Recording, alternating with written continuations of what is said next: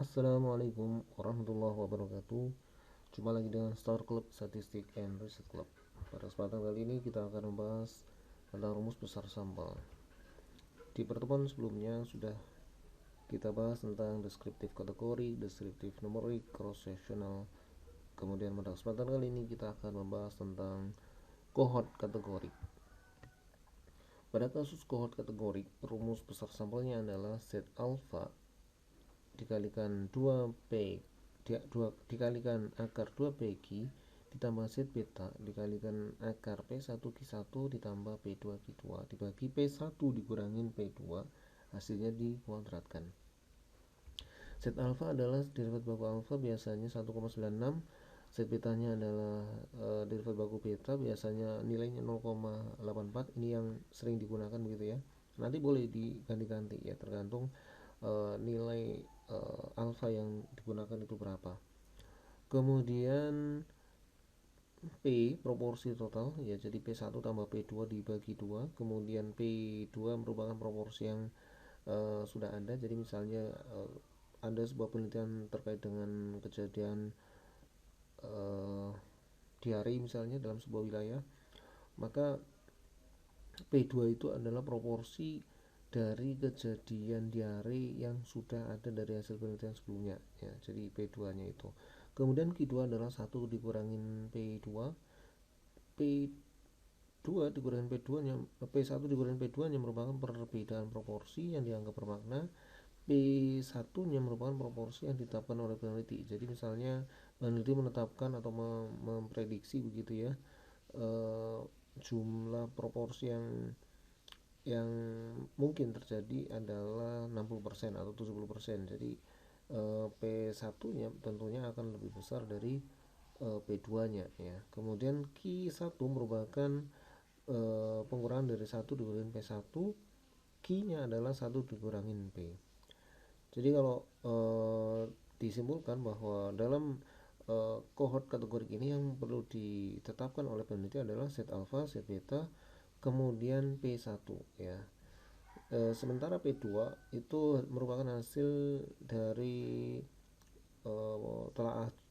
telah jurnal yang ada atau dari proporsi penelitian sebelumnya ya. Nah, mari kita lihat contoh penerapan rumus ini dalam sebuah penelitian ya. Seorang peneliti meneliti hubungan kebiasaan merokok dengan kejadian sehat paru. Ya, ini dosennya adalah kohort, jadi peneliti berangkat dari mengamati kebiasaan merokok, kemudian beberapa tahun kemudian dilihat apakah ada CA paru atau tidak ya.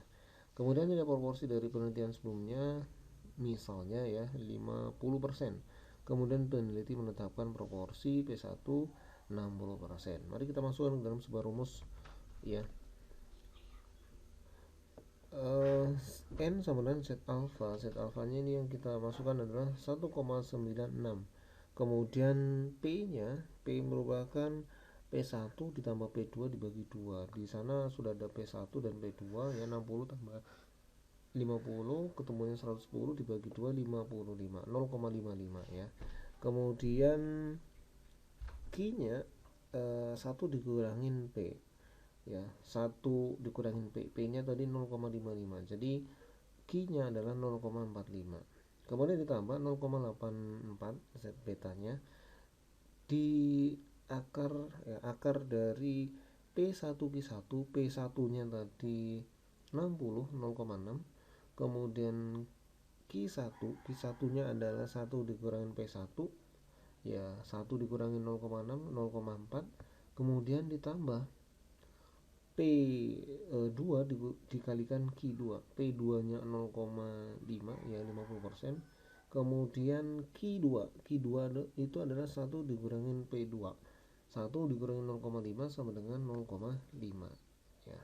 Kemudian selisih antara P1 dan P2 60 dikurangin 50, jadi 10% ya, 0,1 ya, 0,1. Hasilnya adalah 1,96 dikalikan akar dari 0,495 ditambah 0,84 dikali akar 0,49 dibagi 0,1. ya, dikuadratin. Nah, sama dengan 1,38 ditambah 0,59 dibagi 0,1 dikuadratkan. Hasilnya adalah 1,97 dibagi 0,1 dikuadratkan. Ketemunya adalah 388,09.